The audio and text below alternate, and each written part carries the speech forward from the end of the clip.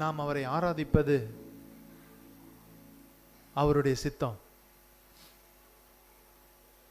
நம்மை விழுந்து போக செய்யாமல் இருக்கிறது அவர் சித்தம். ஒருத்தனும் கெட்டு போகக்கூடாது அப்படின்னு நினைக்கிறது அவருடைய சித்தம்.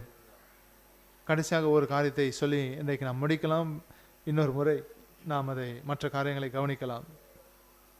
மத்தேயு 26வது அதிகாரம் 39வது வசனத்தை நாம் வாசிக்க கேட்கலாம்.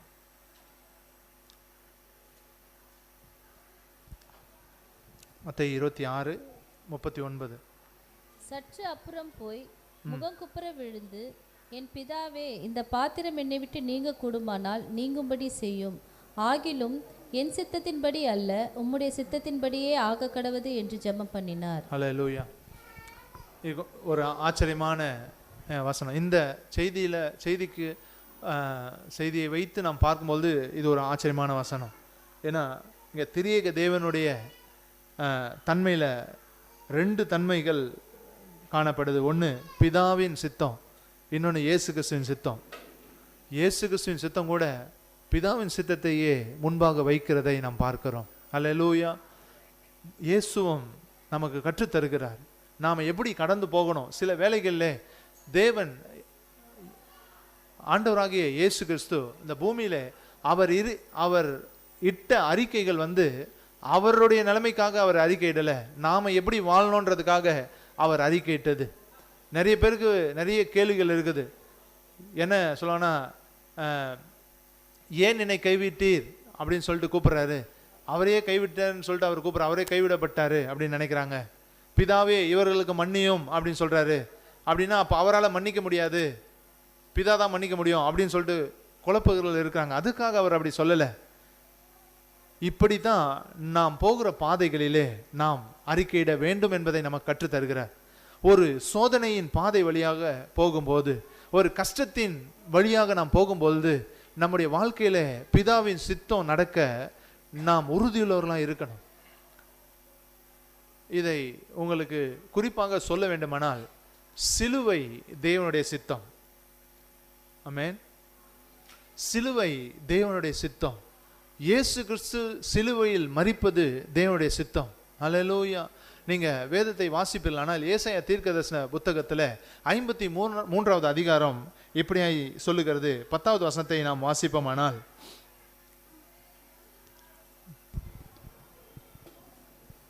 கர்த்தரோ அவரை நொறுக்க சித்தமாகி, கர்த்தரோ அவரை நொறுக்க சித்தமாகி அவரை பாடுகளுக்கு உட்படுத்தினார். போதுமா? அந்த வசனத்தை அப்படியே வச்சு நாம் வாசிக்கிறோம். கர்த்தரோ அவரை நொறுக்க சித்தமானார். பிதாவின் சித்தம் இயேசு கிறிஸ்துவை நொறுக்கிறது. இதை யாராவது கேட்டா என்ன நினைப்பாங்க? உங்களுக்காக, எனக்காக. ஹல்லேலூயா. நாம் பாதிக்கப்படாம நாம் நீதியாகும்படி அவர் நொறுக்க சித்தமானார். ஹல்லேலூயா. சிலுவை பிதாவின் சித்தம். இந்த வழியா இயேசு கிறிஸ்துவும் கடந்து போனார். ஹல்லேலூயா. சிலுவையை குறித்து நீங்க பயப்படாதீங்க. சிலுவை நமக்கு சந்தோஷத்தை கொண்டு வரும். சிலுவை நமக்கு மகிமையை கொண்டு வரும். ஹல்லேலூயா, ஹல்லேலூயா. கிறிஸ்தவ வாழ்க்கையின் மையம் சிலுவையாக இருக்கணும். ஹல்லேலூயா. ஆண்டவராகிய இயேசு கிறிஸ்து சிலுவையிலே நமக்காக ஜீவனை கொடுத்தார். அவர் நமக்கு கொடுக்கிற ஆசீர்வாதங்கள் எல்லாமே அந்த சிலுவையின் மூலமாக தான் நமக்கு கிடைக்கிறது அப்படின்னு அப்போஸ்தலனாகிய தோமா அவருடைய காரியங்களை எழுதுகிறார். அந்த சிலுவையை நாம் எப்பவுமே அக்செப்ட் பண்ணணும். சிலுவைனா என்ன? பாடுகள், உபத்திரவங்கள் அப்படின்னு சொல்லும்போது நாம் நம்முடைய சுபாவங்களினால, பிசாசின் தந்திரங்கள் செயல்படுகிறதுனால நம்ம வாழ்க்கையில நாம் அனுபவிக்கிற காரியங்களை தான் நம்ம சிலுவை நினைச்சிட்டு இருக்கிறோம். அப்படி இல்லை. நம்முடைய சுபாவங்களை கர்த்தருக்குள் கீழ்ப்படுத்தி, என் சித்தத்தின்படி அல்ல உம்முடைய சித்தத்தின்படி ஆகட்டும் அப்படின்னு நம்மளுடைய சுபாவங்களை கர்த்தருக்குள் அடக்கி அவருக்கு ஒப்பு கொடுப்பது தான் சிலுவை. ஹல்லேலூயா. இந்த ஒப்பு கொடுத்தல் மகிமையை கொண்டு வரும். நீங்க அந்த வசனத்தை வாசிங்கன்னா 53, ஏசாயா 53:10 வாசிப்போம். கர்த்தரோ அவரை நொறுக்க சித்தமாகி. அவரை பாடுகளுக்கு உட்படுத்தினார். அவருடைய ஆத்துமா தன்னை குற்ற நிவாரண பலியாக ஒப்பு கொடுக்கும் போது அவருடைய ஆத்துமா தன்னை குற்ற நிவாரண பலியாக ஒப்பு கொடுக்கும் போது அவர் தமது சந்ததியை கண்டு நீடித்த நாளாய் இருப்பார். கர்த்தருக்கு சித்தமானது அவர் கையினால் வாய்க்கும். ஆமென். நம்ம நிறைய பேர் சொல்லுவோம், கர்த்தருக்கு சித்தமானது அவர் கையினால் வாய்க்கும். யூஸ் பண்றோம். காரணம் எங்கதமா வந்தது? சிலுவை மூலமா தான் வந்தது. கர்த்தர் அவரை நொறுக்க சித்தமானார். பாடுகளுக்கு உட்படுத்தினார். அவருடைய பர்மிஷன் இல்லாம பண்ணல. நீங்க பாத்தீங்கன்னா, கர்த்தரோ அவரை நொறுக்க சித்தமாகி அவரை பாடுகளுக்கு உட்படுத்தினார். அவருடைய ஆத்துமா, இயேசு கிறிஸ்துவினுடைய ஆத்துமா தன்னை குற்ற நிவாரண பலியாக ஒப்பு கொடுத்தது. ஹல்லேலூயா. ஒப்பு கொடுக்கும் போது தான் நடக்குது அற்புதம். என்ன நடக்குது? அவர் தமது சந்ததியை கண்டு நீடித்த நாளாய் இருப்பார். ஒப்பு கொடுக்கும் போது நடக்கும். அப்போதான் அவருடைய கையினால் வாய்க்கும் எல்லாமே. ஹல்லேலூயா. இது வழிமுறை. சிலுவை பிதாவின் சித்தம்.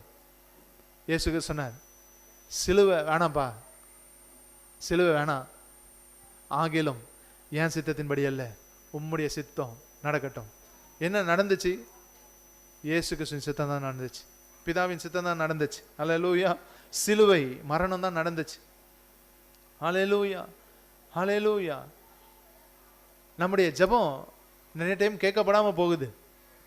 அதுக்கு காரணம் அவர் கேட்கலன்னு அர்த்தம் இல்லை. பிதாவின் சித்தம் அதை விட மகிமையானது. ஹல்லேலூயா, ஹல்லேலூயா. ஒரு முறை ஒரு சில வருஷங்கள் முன்பாக ஒரு தேர்தல் ஒரு முறை வந்தது. அப்போ கிறிஸ்தவங்களாம் ரொம்ப போராடி ஜெபிச்சாங்க. இப்படி நடக்கக்கூடாது, முடிவு வரக்கூடாது அப்படின்னு நிறைய ப்ரேயர்லாம் நடந்துட்டு இருந்தது. மணிக்கணக்கான ஜெபங்கள்லாம் நடந்துட்டு இருந்தது. நிறைய மெசேஜ்லாம் பாஸ் ஆகிட்டு இருந்தது. அப்படி இருக்கும்போது நாங்கள் கிராம ஊழியம் போகும்போது ஒரு பாஸ்டர் நெல்சன் அவங்க சொன்னாங்க, இந்த மாதிரி அப்போ தான் இறங்குறோம், ரிசல்ட்லாம் வந்துடுச்சு, ஆனால் ஜெபம் பண்ண மாதிரி நடக்கலை. இறங்கினோடனே சொன்னார், பாஸ்டர் இந்த இந்தியாவில் ஒரு நீதிமான் கூட இல்லையா அப்படின்னு கேட்டார். ஒரு நீதிமான் கூடவா இல்லை அப்படின்னு ரொம்ப அப்செட் ஆகி தான் பேசினார். ஏன் பாஸ்டர் அப்படின்னு கேட்டேன். ஒருத்தர் ஜெபம் கூட கேட்கப்படலையே. நான் சொன்னேன், இயேசு கிறிஸ்துவோடைய ஜெபமே கேட்கப்படல அப்படின்னு. என்ன பாஸ்டர் சொல்றீங்க? ஆமா, அவர் சிலுவை வானான்னு சொன்னாரு, நம்மளும் அது மாதிரி தான் வானான்னு சொல்றோம். பிதாவின் சித்தம் நிறைவேறணும். ஹல்லேலூயா, ஹல்லேலூயா. பிதாவின் சித்தம் சிலுவை. தேவையில்லாத வியாதிகள்லாம் இல்லை, அது பிசாசுனால வருது. அப்படி வந்தால் நம்ம ஜெபிக்கணும், விடுதலை வாங்கிடலாம். நீங்கள் சந்தோஷமாய் வாழ்க்கையை அனுபவிப்பது கர்த்தருடைய சித்தம். நீங்கள் சுகமாய் இருக்கிறது கர்த்தருடைய சித்தம். ஆனால் உங்களுடைய இருதயம், மனது நொறுக்கப்படும். கர்த்தரோ அவரை நொறுக்க சித்தமாகி, இயேசு கிறிஸ்து சிலுவையை அவர் அனுபவித்தது எங்க ஆரம்பிச்சது தெரியுமா? இந்த பூமியில கண்ணி வயிற்றுக்குள்ள வரும்போதே ஆரம்பிச்சிச்சு. அவருக்கு சொந்தமானதிலே அவர் வந்தார். அவருக்கு சொந்தமானவர்களோ அவரை ஏற்றுக்கொள்ளல. அப்பயே அவருக்கு நொறுக்கல் வந்துடுச்சு. ஆசையோடு வந்தாரு, யாருமே ஏற்றுக்கொள்ளல. ஹல்லேலூயா. இயேசு கிறிஸ்துவினுடைய சிலுவை அது ஆச்சரியமானது. மேன் நமக்காக சிலுவை ஏற்றுக்கொண்ட இந்த இயேசுவின் வழியை நாம் பின்பற்றணும். ஹல்லேலூயா. உங்களுக்கும் உங்களுடைய மனதில் சிலுவை உண்டாகும். அக்செப்ட் பண்ணுங்க. உடைப்பாங்க, வார்த்தைகள்னால உடைப்பாங்க, நெருக்கம் இருக்கும், சுற்றிலும் நெருக்கம் இருக்கும். உங்க மனசை மட்டும் தான் டச் பண்ண முடியும். ஆனால் மகிமை ஆண்ட கொண்டு வருவார். ஹல்லேலூயா, ஹல்லேலூயா. இயேசு கிறிஸ்துவினுடைய சிலுவை பிதாவின் சித்தம். அவர் ஜெபம் பண்ணியே கேட்கப்படலை. ஏன் தெரியுமா? சிலுவை மரணம் பயங்கரமான ஒரு வேதனையா இருந்தாலும் அதை காட்டிலும் மகிமையான ஒரு காரியத்தை பிதாவாகிய தேவன் வைத்திருந்தார். ஹல்லேலூயா. மாம்சமான யாவருக்கும் ரட்சிப்பை அளிக்கத்தக்க தேவ கிருபையை சிலுவையில் ஒப்பு கொடுத்தார். ஹல்லேலூயா. அவர் சிலுவையிலே மரித்ததினாலே மாம்சமான எல்லாருக்கும் ரட்சிப்பை அளிக்கத்தக்க கிருபை வெளிப்பட்டுச்சு. ஹல்லேலூயா. அந்த மகிமை இன்றைக்கு நம்ம உட்கார்ந்து கொண்டிருக்கோம்னா அவர் சிலுவையில் மரித்ததினாலே. ஹல்லேலூயா. தேவ ஜனமே, உன்னை சிலுவைக்கு ஒப்புக்கொடு. சிலுவை பிதாவின் சித்தம். யாராவது டிஸ்டர்ப் பண்ணிட்டாங்களா, மனசை தாக்கிட்டாங்களா, உங்களை தாக்கிட்டாங்க, உடனே ரியாக்ட் பண்ணாதீங்க, பதில் கொடுக்காதீங்க. அக்செப்ட் பண்ணுங்க. நீங்க நொறுங்கிறது அவருடைய சித்தம். ஆங்கிலத்தில் இன்னும் அழகா இருக்கும். அவர் ப்ளீஸ் பண்றாரு, ப்ளீஸ் ஆகுறாரு அப்படின்னு. தேவன் விருப்பப்படுறாரு, இன்னும் பிரியப்படுறாரு நாம நொறுங்கிறது. நம்ம மனது நொறுங்கிறதுனால நமக்கு ஒன்றும் ஆக போறது இல்லை. அமைதியா இருங்க, சிலுவை ஏற்றுக்கொள்ளுங்க. நீங்க போகிற பாதையில் நடக்கிற பிரச்சனைகளை பார்க்கும்போது ஏதோ என்னைக்கும் நடக்க போறதை நினைச்சு பயப்படாதீங்க. இருதயம் நொறுங்குதா, விஷயங்கள் மாறுதா, பயப்படாதீங்க. சிலுவை ஒரு மகிமை உங்களுக்காக காத்து கொண்டு இருக்கிறது. ஹல்லேலூயா, ஹல்லேலூயா. சிலுவை அண்டைக்கு நாம் வருவோம். இயேசு கிறிஸ்துவினுடைய சிலுவையை பார்க்கும்போது, ஆண்டவரே நானும் உம்முடைய சிலுவையை பின்பற்றி வருகிறேன். எல்லாரும் கண்களை மூடி நம்ம ஆண்டவர்கிட்ட ஒப்பு கொடுப்போம். ஆண்டவரே, இனி நான் சிலுவையை பார்த்து பயப்பட போறதில்லை. பிதாவின் சித்தம் சிலுவை, சிலுவை பிதாவின் சித்தம். D major, D major.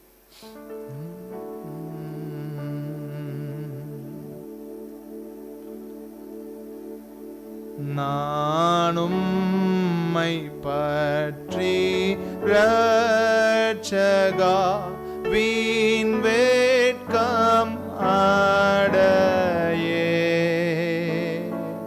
பேரன்பை Tandava நான் சாட்சி கூறுவே. சிலுவை அண்டையில் நம்பி வந்து நிற்கையில் பாவபாரம் நீங்கி வாழ்வடைந்தே. எந்த நேரமும் எனதுள்ளத்திலும் பேரானந்தம் பொங்கி பாடுவே. எந்த நேரமும் சிலுவை அண்டையிலே வருகிற நமக்கு எப்போதும் சந்தோஷம், எப்போதும் பேரானந்தம். நாம் அவருடைய நாமத்தை நம்பியே வாழ்கிறோம். ஆவுந்தன் நல்ல நாமத்தை நான் நம்பி வாழ்வதா நீர் கைவிடீர் இவ்வேளையை காப்பீர் தேவாவி யார். ஆவுந்தன் நல்ல நாமத்தை நான் நம்பி சார்வதா நீர் கைவிடி. ஏழையாகிய நம்மை அவர் கைவிடவே மாட்டார். சிலுவையை நம்பி அவருடைய நாமத்தை நம்பி நீங்கள் வாழும்போது, ஓ சிலுவை அண்டையில், சிலுவை அண்டையில் நம்பி வந்து நிற்கையில் பாவபாரம் நீங்கி வாழ்வடைந்தே.